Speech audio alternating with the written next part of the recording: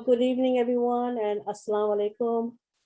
My name is Fawzia Khan. I am the president of the American Muslim Women Association, and I want to welcome all of you to our virtual program on Islam and Black America with Alicia Prime.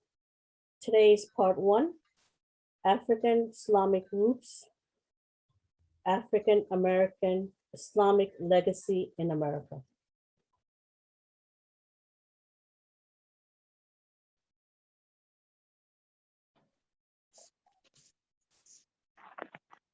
So let's start with Surah Fatiha. I will recite in Arabic. And 1 second, I'm having some technical difficulty. Okay. I will recite in Arabic and please follow along in English. A'udhu billahi minash shaitanir rajim. Bismillahir rahmanir rahim. Alhamdulillahi rabbil alameen. Ar-Rahmanir Rahim. Maliki yawmiddin. Iyyaka na'budu wa iyyaka nasta'in. Ihdinas siratal mustaqim.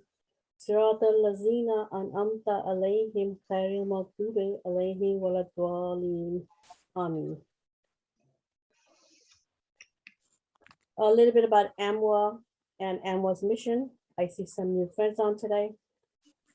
AMWA's mission is, our mission is to share information about Islam and to increase community awareness regarding our faith by organizing various education, social, intellectual forums. AMWA is committed to provide self-empower awareness programs to enhance the quality of life and domestic harmony in our community. We aspire to build bridges among our interfaith communities. You can visit us at www.amwa.us. You can send us an email at mail@amwa.us. AMWA is a 501c nonprofit. All donations are tax deductible. Some of AMWA board members. I want to introduce Dr. Majmeen Hassan. She's our chairperson. That's me next to her. Shaida Qadir is our AMWA secretary. Omema Abu Saul is AMWA's treasurer. Sakina Mujahida Althea Collins is AMWA's communication. She's also heading today's program, and she will be the MC today. Nasreen Hussain, Fawzia Qureshi, and Shaheen Sheikh are all AMWA's public relation officers. Today's guest speaker is Ustada Alicia Prime. Sister Althea, you need to unmute yourself and start the program, please. I'm going to stop sharing and you'll be on.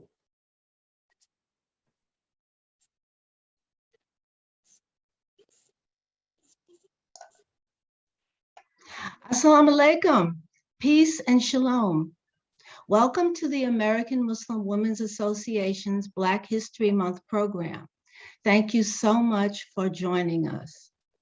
This year's program is a two-part series. Tonight is part one, African Islamic Roots, African American Islamic Legacy in America. Part two, Being Black and Being Muslim, and focus on contemporary women in Islam, is on February 26th at 7 p.m. If you have not registered for part two, please do so. Our speaker for both sessions is Ustada Aisha Prime, who I'm pleased to say is back with us by popular demand. Let's begin our program with a little information about Black History Month itself. Carter G. Woodson is known as the father of Black history.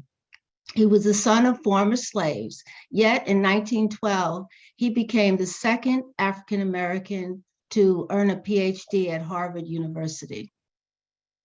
As a scholar and educator, he thought that the lives of African-Americans should be studied and researched. To that end, he created the Association for the Study of Negro Life and History in 1915. The organization is still around and is known as the Association of African American Study of Life and History. But this wasn't enough for him. He recognized the need for stronger identity and empowerment for African Americans. And then he began the observance of Negro History Week in 1926. He chose February because it corresponds to the birthdays of Abraham Lincoln and Frederick Douglass. As times changed, Negro History Week became Black History Week. Black History Week became extended to a month and received national recognition in 1976 when President Ford officially recognized Black History Month during the country's bicentennial celebration. Before we start, a few housekeeping points. The format of our program is a lecture followed by a Q&A session. If you have questions during the lecture, you can put them in the chat box. Questions may be also submitted after the lecture in the chat box or by raising your hands. Lastly, please complete the survey which follows the program. Now, some background on Ustada Aisha Prime. Ms. Prime converted to Islam more than 20 years ago after being a youth ambassador to Morocco and Senegal. She has pursued religious studies in the US and abroad at Fajr Institute at Cairo, Egypt, and Dar al-Zahra, an Islamic university for women in Yemen. She is committed to the development of programs for Islamic studies. She is the director of Women's Affairs at Dar al-Hijra Islamic Center located in Falls Church, Virginia, and the founder of the DC Women's Conference. She has also served as scholar in residence and associate chaplain at New York University Islamic Center. In addition to her full-time work, she is the co-founder and president of the Yantaro Project, an organization committed to training Muslim women and youth in traditional Islamic sciences with a focus on academic and modern application. The Yantaro Project is located in the Gambia region of West Africa. She is also the co-founder and executive director of Baraka Incorporated, which is dedicated to community and education and empowerment through workshops, retreats, and online classes. In addition to all of this, she is a wife and a proud mother of 3. Now for our speaker this evening, Ustada Aisha Prime. Assalamu alaikum, Ustada Aisha. It's so nice to have you back with us.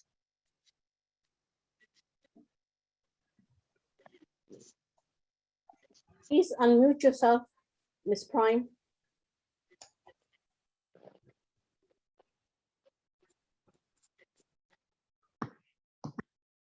Assalamu alaikum rahmatullahi barakatuh. Can you see me properly? Yes, we can. Alhamdulillah. Forgive me for that I had a mild technical difficulty, but alhamdulillah. It is an honor and a privilege to be with you again this year. Alhamdulillah. You've invited me to talk about one of my favorite topics. And so I thank you for this session, as well as hopefully, inshallah, God willing, we are also planning for part 2 so that we would have the chance to cover it fully, because it is such a rich and vibrant topic. I want to be sure, inshallah, before I continue, that you can hear me properly as well as see me properly. Yes, we can. Yes. Okay, great. So again, tonight, as we are discussing the presence of early African-American Muslims throughout, basically throughout the diaspora of America, as well as the Americas. And by saying that, I include North America as well as South America and the Caribbean.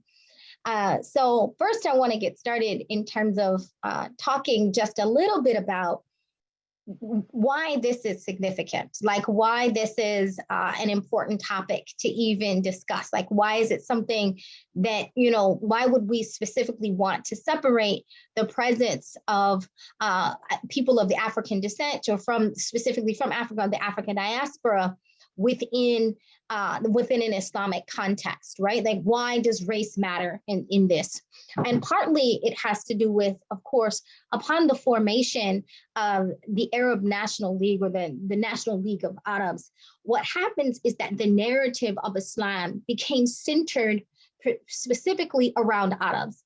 And although this was a very political decision in terms of the formation of the Arab League, it actually very deeply impacted the Muslim world, because it left a very large portion of the Muslim world out, right? As if they were somehow, as if they had, committed some form of cultural betrayal, or even that they had taken on the religion of something that was foreign to them, as opposed to something that they were foundationally a part of from the beginning.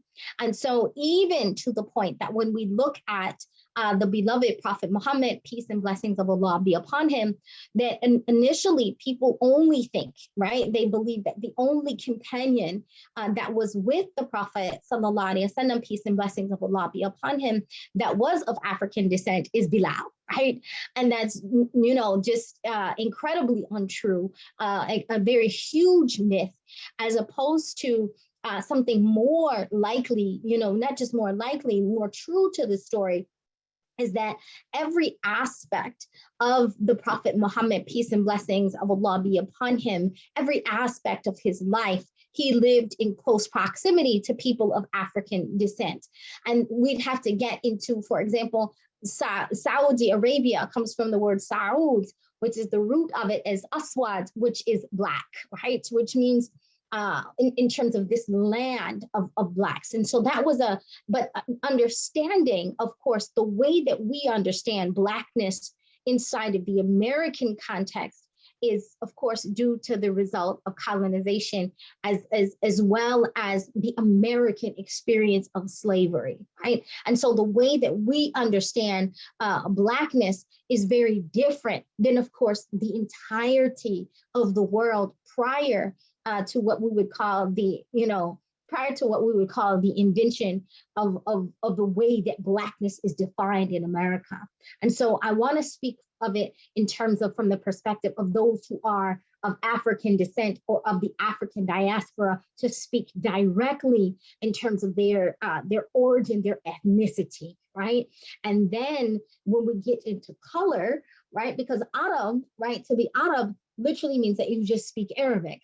Well, you can definitely be from East Africa, you can be from West Africa, you can be from South Africa, you can be from Central Africa, you can be American and speak Arabic, right? And someone would still say, wow, if this is something that is native to you, or you have learned it to the degree of like a native, then you are considered Arab. And so with that being said, it creates a problem, because now we have determined language, right?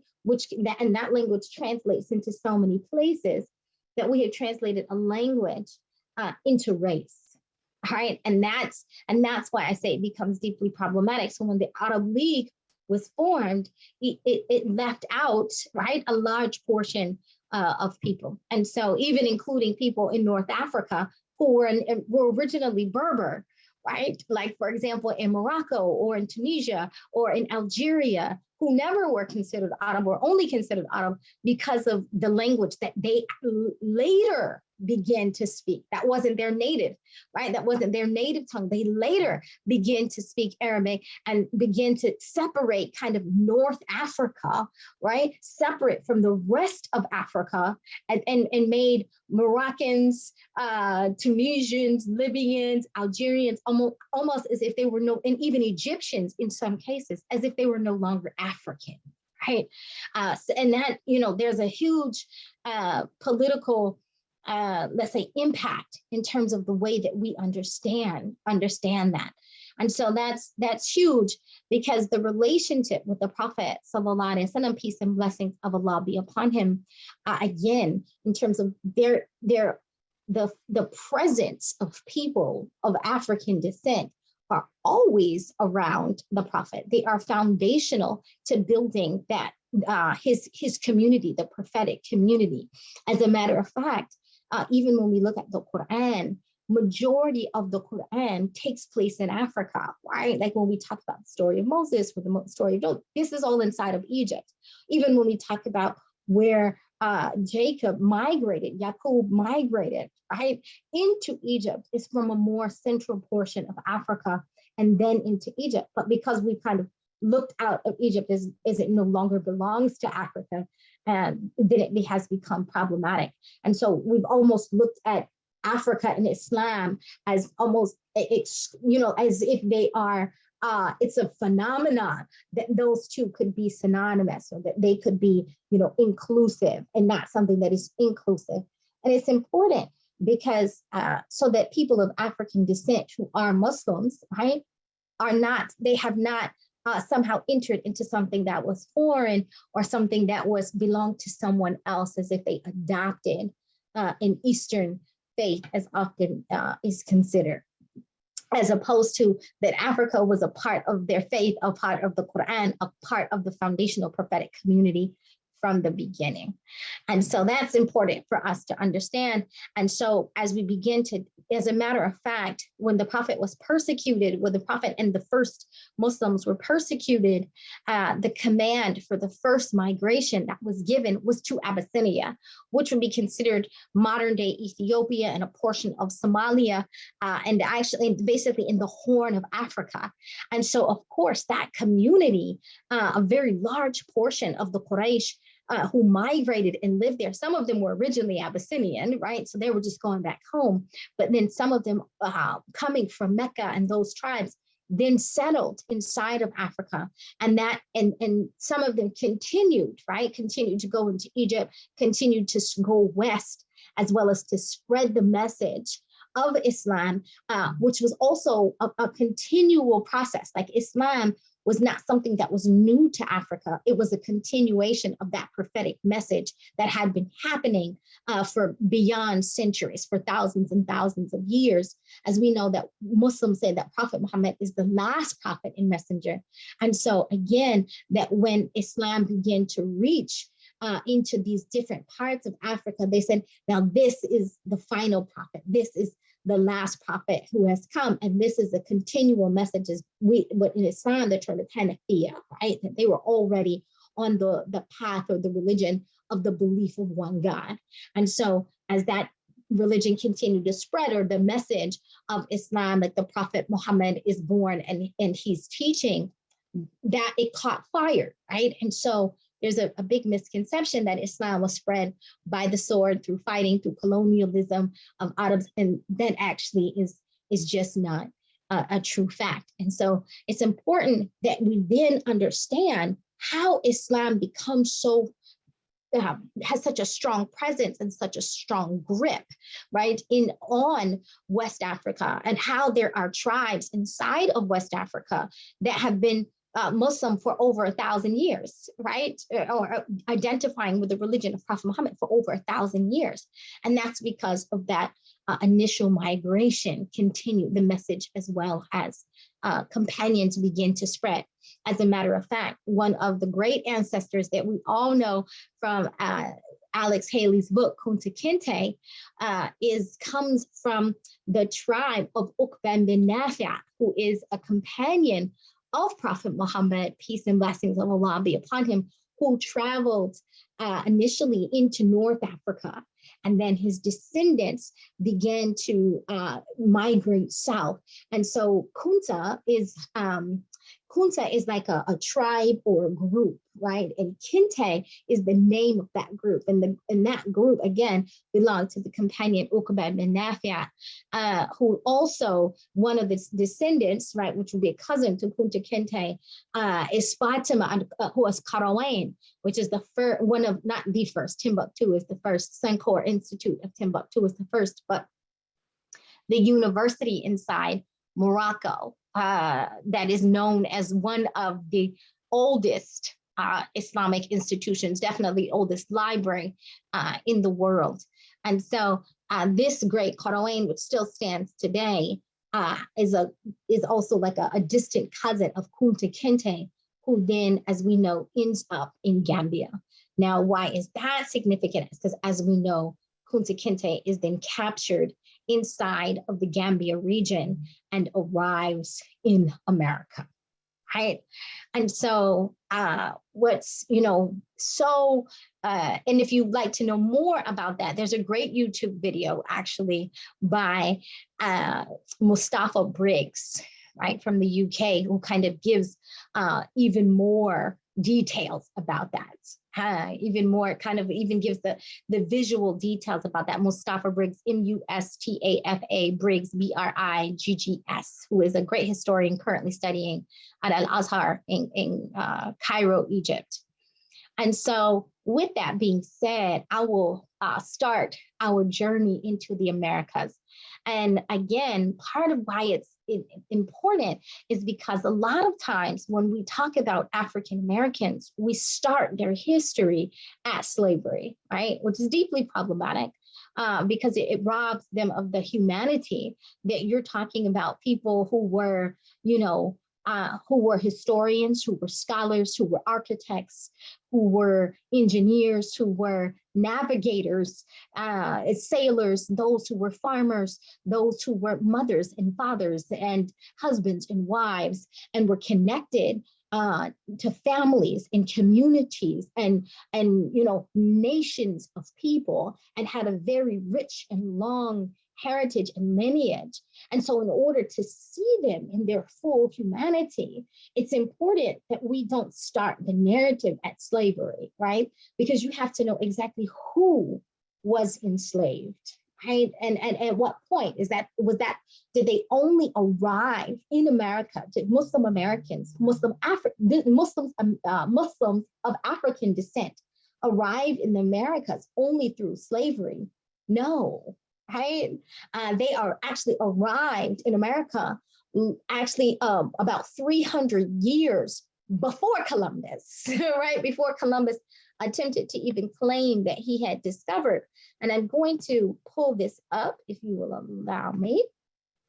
Okay, and here we are.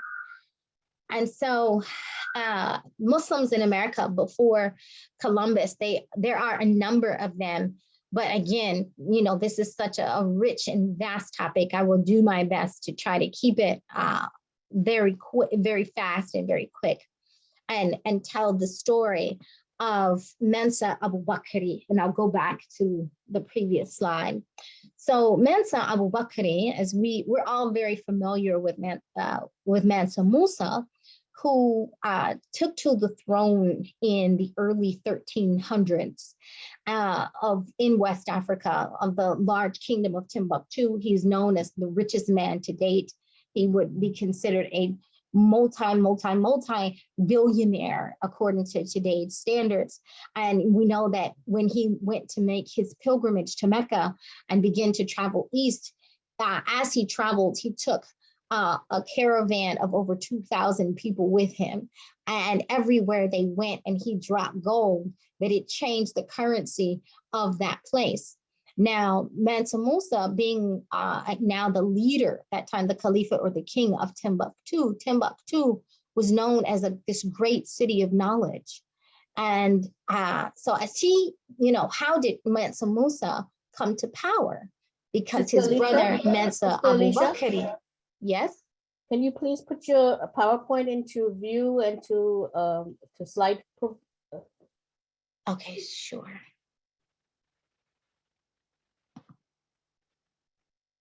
Thank you. You're welcome. Thank you. Thank you. And so Mansa Abu Bakr comes to power because he abdicated the throne and gave it to his younger brother, because he said, I'm not interested in being king. I want to be an explorer. I've heard about this, I've heard previous explorers talk about the land beyond the fog, right? Which also says he wasn't the first in Africa to do so. And so he said, I've heard previous explorers talking about the land beyond the fog, and I'm interested in discovering that, right? And part of his mission was also he wanted to spread the message of Islam to new places. And so he sent initially 9 ships, right? Very large ships, because they were shipbuilders, and sent them to the land beyond the fog. And they were caught in a storm. somewhere around the Bermuda Triangle, and 9 of them did not come back, were caught in the storm and died. 2 returned to Mansa Abu Bakr and reported of the storm and what happened. And Mansa Abu Bakr, in his determination, then sent 1,200, right? He said, I would this time send even more. I'm going to send more people. And so with that, Mansa Abu Bakr began to, feverishly build ships for which he filled with people, man, woman, and child. He filled with food supplies as well as animals. And so, as you see, Barry Fell of Harvard University talks a lot about some of the gems that we find as a result, and the proof that he arrived in the Americas. Part of, I'm going to stop sharing for a second. I'll get back to that. So part of the proof of his arrival is so again, he brought man, woman, and child. Food supplies, animal supplies. And so there were cave paintings in Arizona that for the most part had been, for many years thought that it was Native American language. And, eventually what they discovered is that it was Mandinkan script, which is Mandinka is a tribe that comes out of Gambia,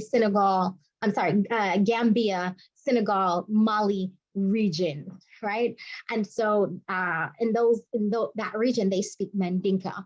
And the script that's written in these caves in Arizona said the elephants are sick, right? And as we know, the elephants were not unique to the Americas. They were actually brought to the Americas, the same as camels, which we begin to find in these areas.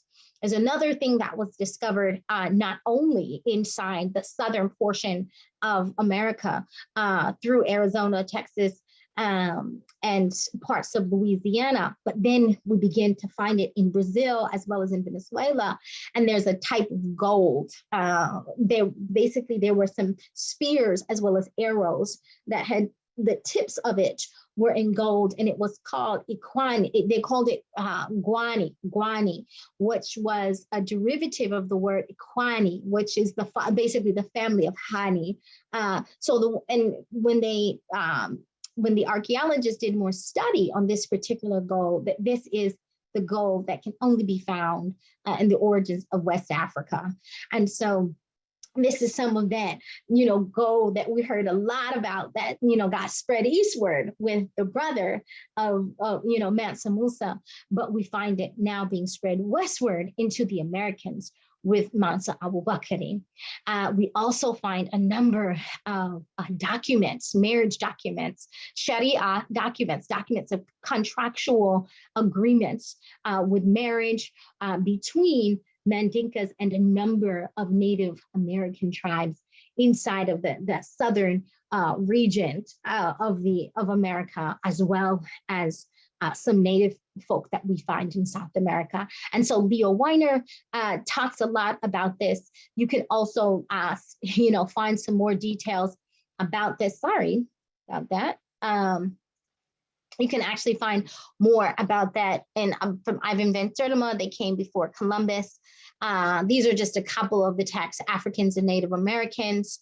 And a lot of what happens is that once we kind of begin to look at history only from the perspective of, studying people and not necessarily connecting it to language, when we disconnect these two things, linguistics and archaeology, we miss a lot of it, right? And again, let me look at the time. Okay, we only have a short amount of time. So,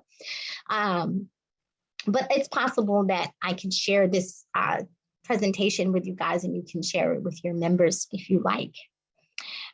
So from there, now the second migration, we'll call the mass migration that happens actually as a result. I want to stop sharing. Hold on. I think oh, there we go. Sorry about that. Nope. Sorry about that. There we go. Okay. let me, okay. So you're not seeing the screen now, right? Correct. Were you seeing? No, we don't. We see you. Okay, hold on a second. Okay, the screen is, no. Nope. Sorry about that. I lost my PowerPoint there. Okay, there we go. And so again, what happens is that that's a first huge migration of people that come before Columbus. As a matter of fact, Columbus begins to report in his diary about the people that he finds.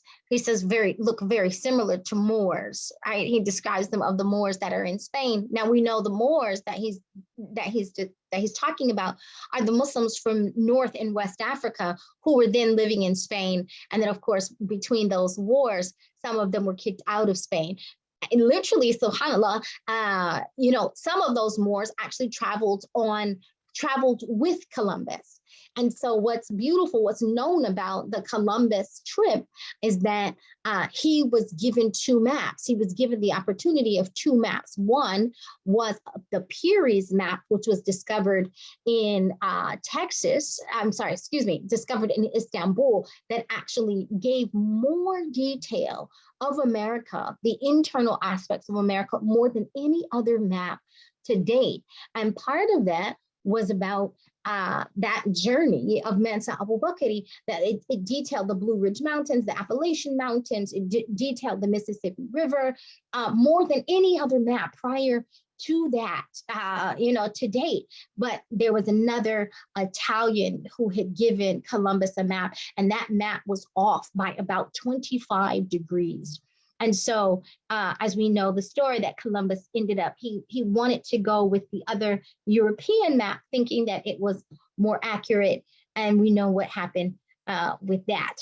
And so that's the first migration, right? We'll call that the first mass migration that we currently have in terms of history to date of African Muslims arriving in the coast of America.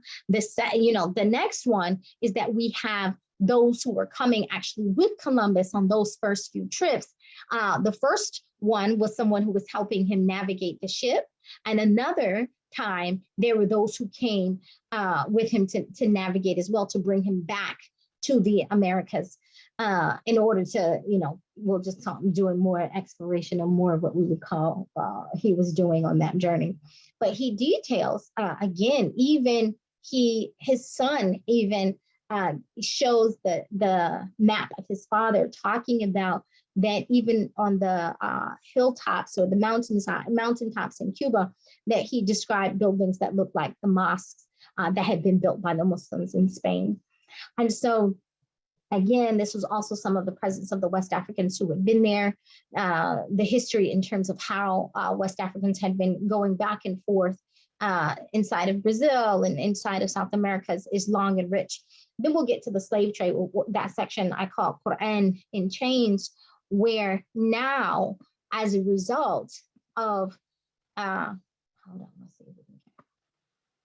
Yeah, there we go. All right. So the Quran in Chains, now we have, some would say that there are millions of those who cross, in the transatlantic slave trade that actually end up in America.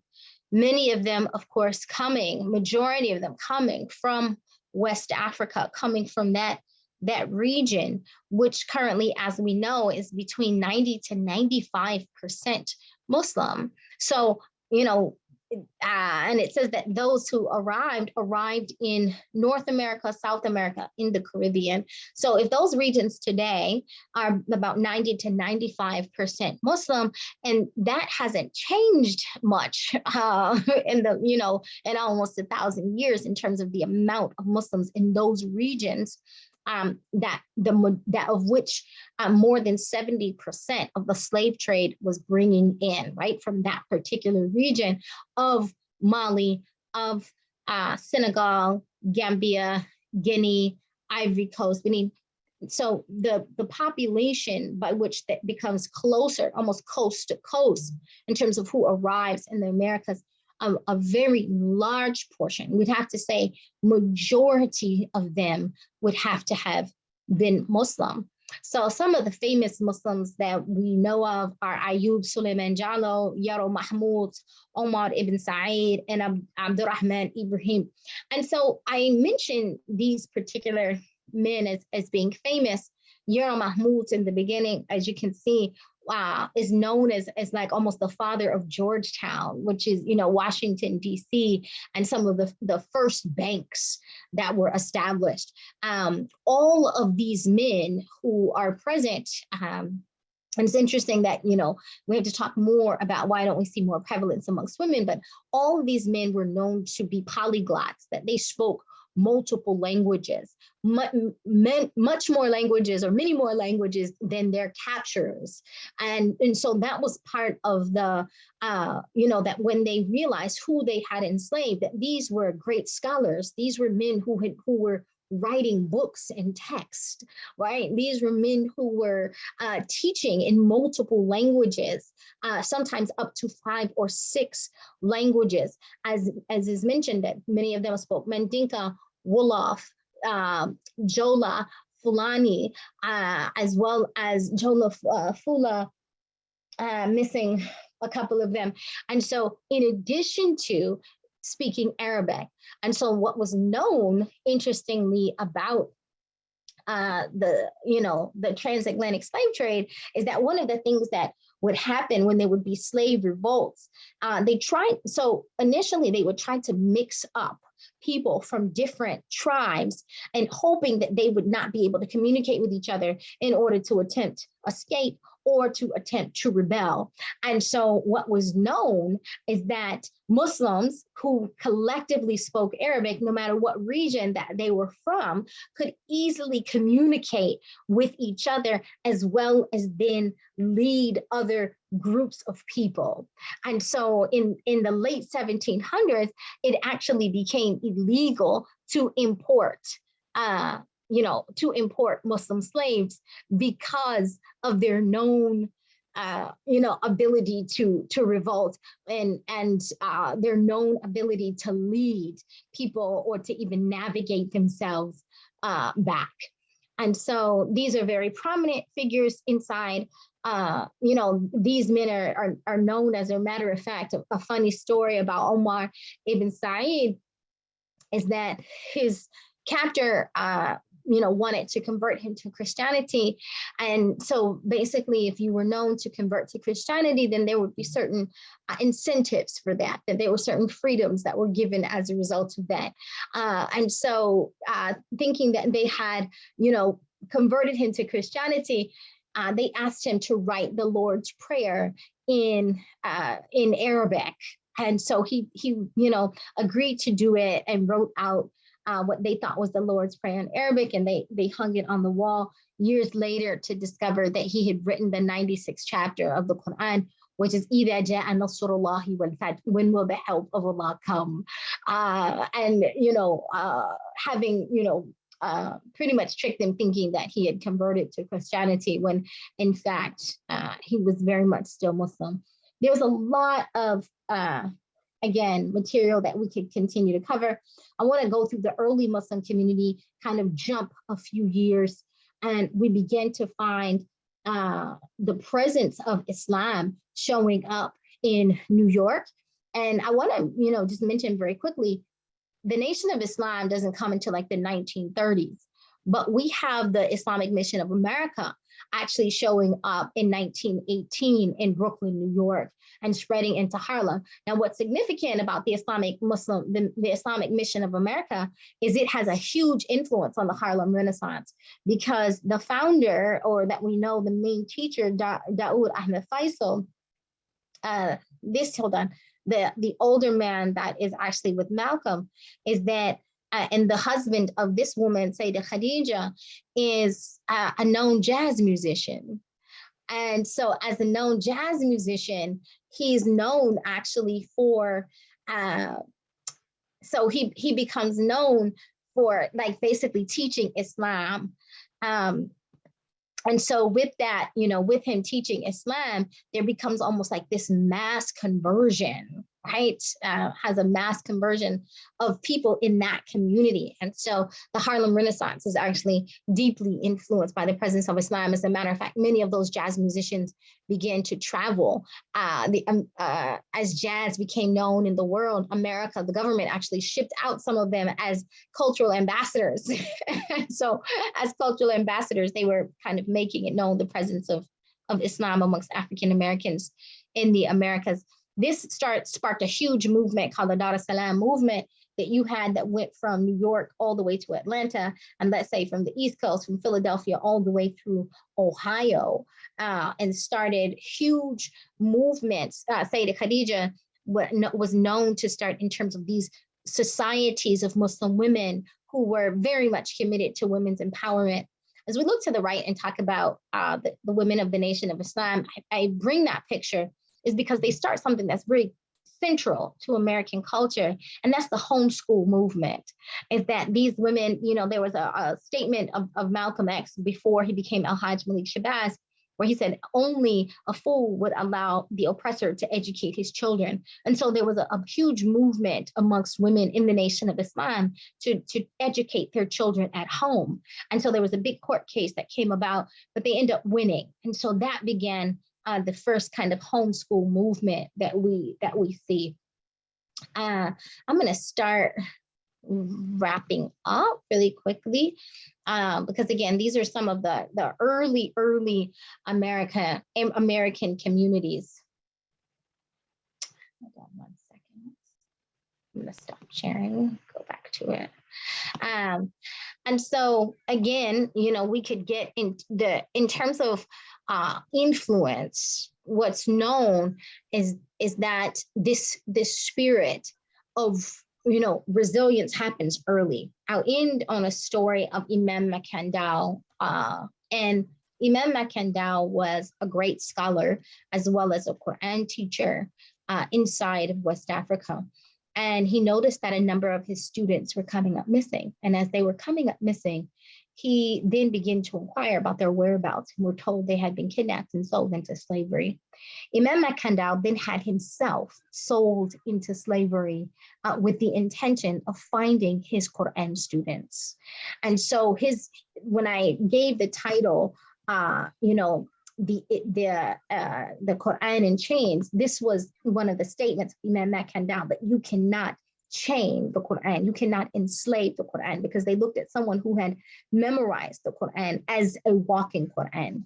And so he was sold, purposely, intentionally was sold into slavery, ended up in Haiti.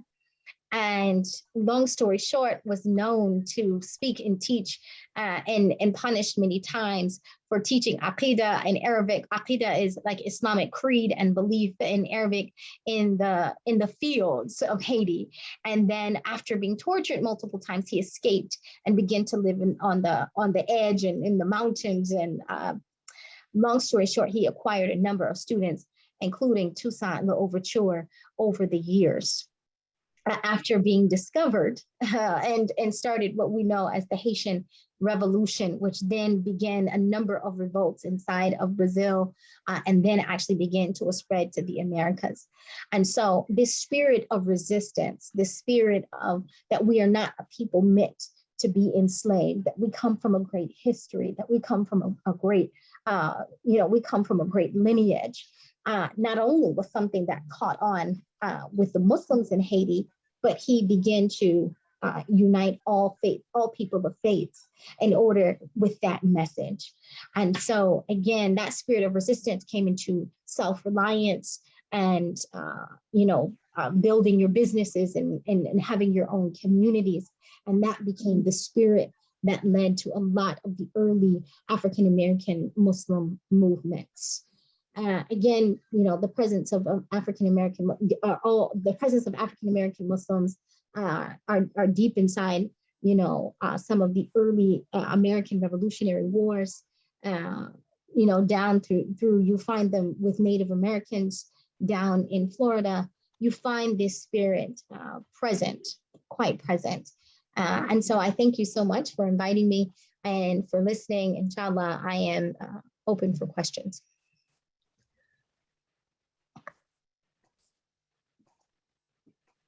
Trying to unmute.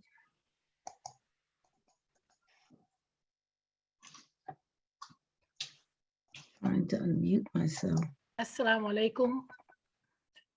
My name is Jaleel Abdul Ghaffar. I'm speaking to you from East Orange, New Jersey. I very much appreciate your historical presentation, but I wonder if you can speak about the Adinu Allahi Universal Arabic Association. They were the first and only chartered Muslim, Sunni Muslim group in the United States. They were founded in August 18th, 1938 by Professor Ezzeldin. Can you speak to the group about that organization? And in terms of Professor Ezzeldin, now they actually aren't the first in terms of known organization. As I said, the Islamic Muslim Mission happens in 1918 and then registers a new charter in 1920 and again in 1922. But Professor Ezzeldin, who actually comes out of that same community from the, that we had mentioned, which was Daoud Ahmed Faisal, who, again, that started in the New York region and began to spread. That, from my understanding, that this was also like a derivative of that, became the Dar Islam, the Dar Salam movement. And so one of that organization was about, in terms of the preservation and the teaching of Arabic, and a deep sense of Pan-Africanism. And part of that feeling of Pan-Africanism and self and do for self was about we have to hold on to our traditions, and they deeply felt like part of that tradition was the language of Arabic, because that gave them independence from like basically many people by that time, because it was considered illegal to speak and to write some of the other languages, considered it like it was a moment of freedom, that English, the language of their oppressors or their colonizers, was not the only language for them to know. So if there's more you'd like to share about that, by all means. Yes, definitely. I see someone suggesting the book, The Servants of Allah, African Muslims Enslaved in America by Sylvia and Joe, for sure. Okay. Thank you so much for that presentation. I learned so much and enjoyed the delivery of the information. And I had a couple of questions that I wanted to ask you, but I wanted to let people know, but I seem like people are already asking questions. I wanted people to know also that they could raise their hand and questions could be answered that way. So my question is, I see that you are often addressed with the titles of Ustada and Sheikha. I imagine people have mistaken this for your first name. Could you explain what those titles are and how they were received? Yes. So Ustada it basically means like a religious teacher. And Sheikha means kind of like a religious teacher, but also someone who's like a spiritual guide, or someone who gives, like a spiritual mentor. Sometimes it just means that you've gotten old. And so I look at Ustada as something that was given just as a result of, there are certain licenses or permission to teach that are granted, that are passed on from teacher to teacher to teacher, that eventually went back to the Prophet Muhammad, peace and blessings of Allah be upon him. And so Ustada means that someone who has been given permission to teach this particular religious aspect. So that's what Ustada means. Sheikha, again, is more of someone who's considered like a spiritual teacher, or spiritual mentor, spiritual guide. I look at it as a prayer that may Allah the Most High allow me to live up to such titles and earn them by his definitions and values. Thank you. There is a great interest and demand for this type of program during Black History Month. But how can we sustain this interest and integrate these programs throughout the year, do you think? I I think the more even we talk about it, when we talk about American heroes, right? The more that we, talk about it throughout other aspects of the year, the more that we bring up, especially as we, when we're talking in Women's History Month, we need to bring it up. When we're talking about, the International, Day of the Girl, there's just a number of times where this, intersects in terms of our ability to bring up this conversation. And, I mean, there is Stefanico Mustafa, who we didn't get to, who was an early explorer who basically discovered what we consider New Mexico and Arizona. These are things that we need to be teaching our children when we're talking about the great explorers, right? When we're talking about, for some reason, my brain completely goes blank right now. When we're instead of talking about Columbus, we need to be talking about Estefanico, right? So what her name's Sacagawea. Whoa, I couldn't get it out when we're talking about Sacagawea. SubhanAllah, that there were those who even traversed those lands prior to her. And so, including Estefanico. And so I think as we talk about these great people, we just need to bring their names into the conversation a lot more often. I think we've gotten stuck. We talk a lot about Martin Luther King and a lot about Malcolm X. And, we talk a lot about Harriet Tubman and Frederick Douglass, and that's wonderful. But again, it only begins our narrative at the advent of slavery, right? As if, Black people were born into slavery, as opposed to that they were a rich people with a history and languages and existence before that.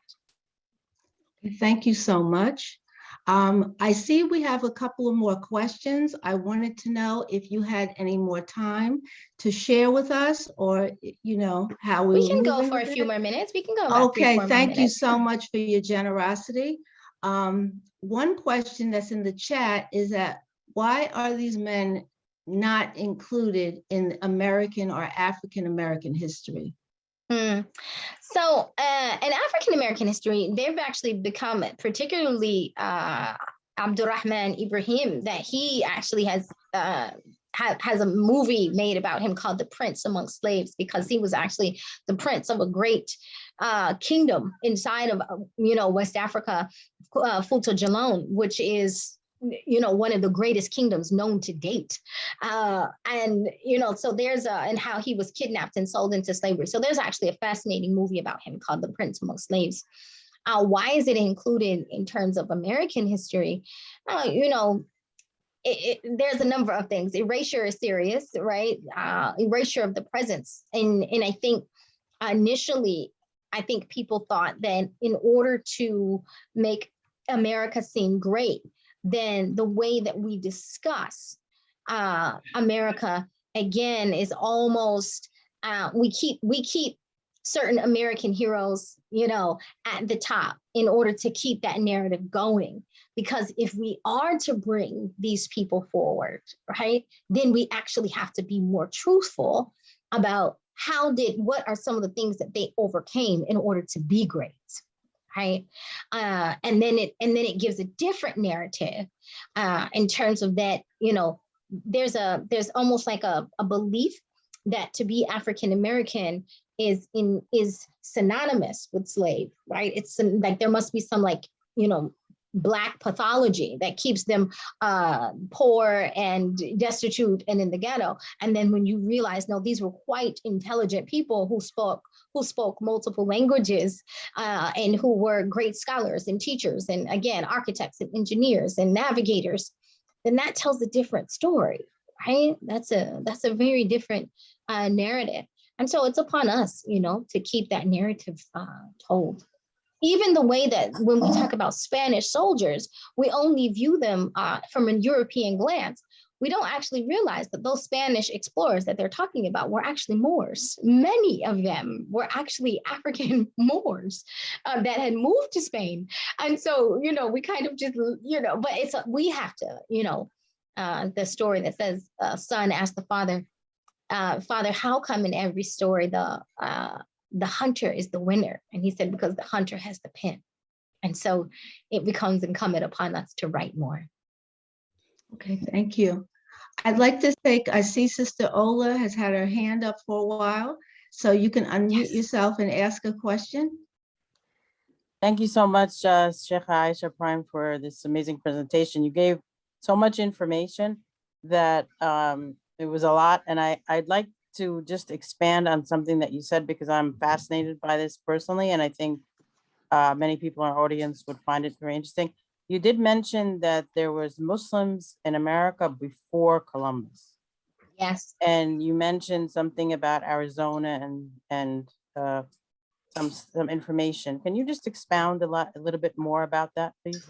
So I didn't hear that, the last portion of your question. I said, can you explain a little bit more about that? You mentioned about Muslims in America before Columbus. Mhm. And you mentioned a little bit about the West Coast and Arizona and certain Oh. things there.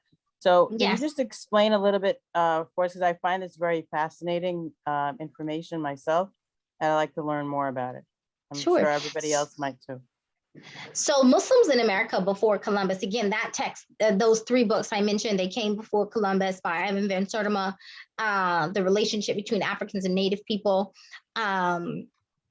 Trying to think of some more that'll come to the top of my brain, but long story short, so Mansa Abu Bakr came to America in 1311. He brought a fleet of 120 ships and arrived in the Americas and lived here with, of course, with all those people, right? Well, how much you can find pretty much on 100 ships of those who could fit.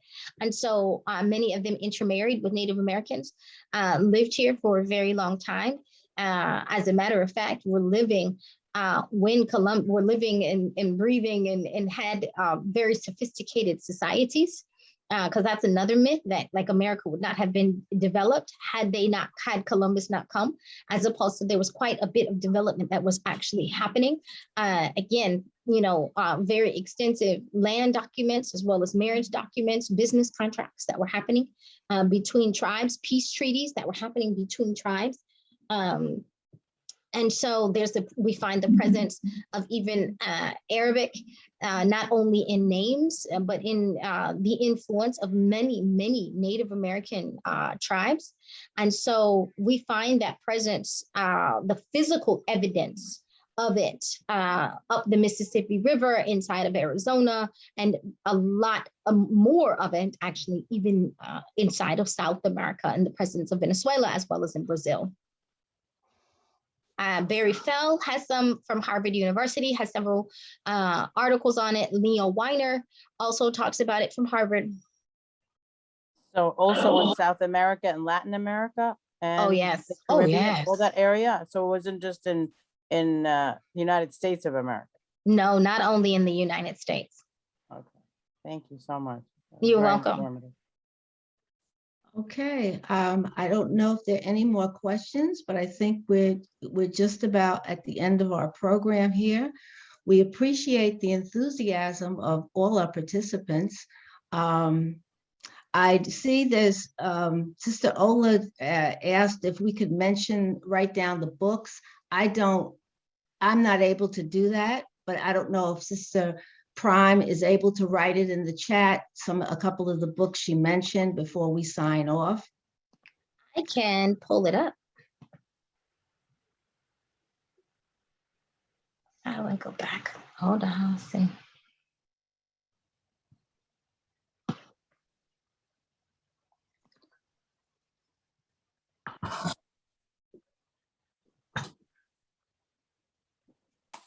Abdullah Hakim Quick also has some really great books on it as well, called Deeper Roots, Muslims in the Americas and the Caribbean before Columbus. He's a great historian. Okay. We have two last questions that we're going to take before we sign out so that we can hopefully get everybody what they need here. So I see Sister Naima Salam, would you like to unmute yourself? I thought I did. Can you hear me? Now we can hear you. Assalamu alaikum. Wa alaikum Walaikum salam. salam. I don't have a question. I would just like to add to some information, Bismillah. Bismillah. about the Nation of Islam and the schools. The first schools were started in 1931 by Sister Clara Muhammad. She was the wife of Elijah Muhammad. Mhm. And she started a secondary school, and it bloomed in 1950. And when she first started teaching, she taught in her home. Mhm. And what happened, they came to arrest her because Mhm. she wasn't sending her children to school. And she made a statement. I don't want to say what the statement was because I might misquote it, but She it was said, something. I'd rather die as dead as this doorknob before I allow you to educate my children. Alhamdulillah. Alhamdulillah. Okay. So that's all I wanted to add. She was the first one, but you're absolutely correct. Assalamu alaikum. Wa alaikum salam. Okay. All right, we'll take one more from Sister Kudat.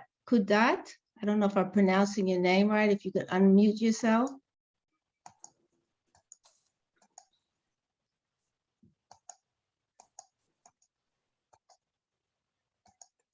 I don't know, I seem to have lost you. Okay. Sister Kudrat Gadamosi, can you please unmute yourself? And so you can ask your question?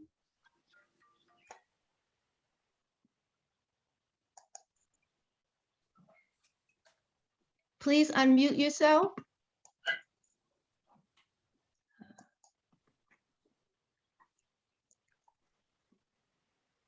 There you go. Hello? Yes, ma'am. Okay. Are you Cannot hear unmuted? you. We cannot hear her. We cannot hear you. I think you muted yourself again. She's unmuted, but she's not speaking. I'm not sure why. Do you want to move on to Sister Amelia? She also had her hand up. Okay, Sister Amelia? Oh, Amelia. you answered my question about the history books. But what I found interesting also is that you do hear in American and African American history about the Yoruba and other tribes and their religion, and you don't hear about Islam and Muslims. So I was interested in how was that buried? I know how it was buried, but it's almost like how was it buried and why? You know, there's a really great book. I forgive me for my language, but it is the name of the book, and it's actually it talks about actually like literally because when colonists came into West Africa, one of the things that they were doing were burning down entire towns, and particularly burning down the libraries, particularly the libraries of Timbuktu. And so there were a group of people who became responsible with burying text underground. It's called the Badass Librarians of Timbuktu. And they have now discovered these texts.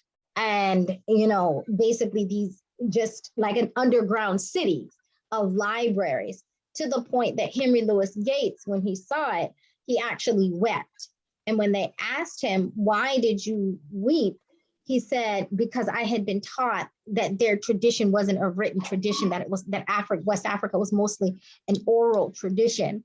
And so to now find these like countless amount of books that are written in multiple languages, you know, inside Timbuktu, he was actually quite overwhelmed that he had been teaching so many people that, you know, there wasn't this written text.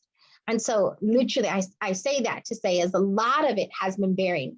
Now, I don't want to get into partly, you know, it's very political also as well, in terms of why do we, it's if you define Africans as a godless people, if you define them in with the vein of hedonism, or that they were, you know, then it kind of justified, I don't know if you know, but the first slave ship that arrived in America, like part of how they got the funding was the Pope gave them funding under the guise that they were going to Christianize and civilize, right? Or civilize these group of people under the veil of Christianity. And so you had to present them as a godless people. And so when you presented them as Muslims, then that's a very different tale, because they are not a godless people, and they're not a stupid people. That means they were a very educated people. They were known for not only multiple languages, but being able to read and write in multiple languages. And so also all of the Catholics did not feel the same way, that when St. Francis, the Franciscan monks, met the Muslims, he actually told them, stop proselytizing to them, leave them alone for their fine. Right? So stop. And so that would present a very different narrative in terms of why, the Americas actually were founded under kind of this guise, and even the tale of why slavery was permitted inside of the Catholic Church. Thank you so much. You're welcome. Well, thank you, Ustada Aisha, for being with us this evening, and the generosity of your time and your knowledge is just so appreciative. Thank you so much.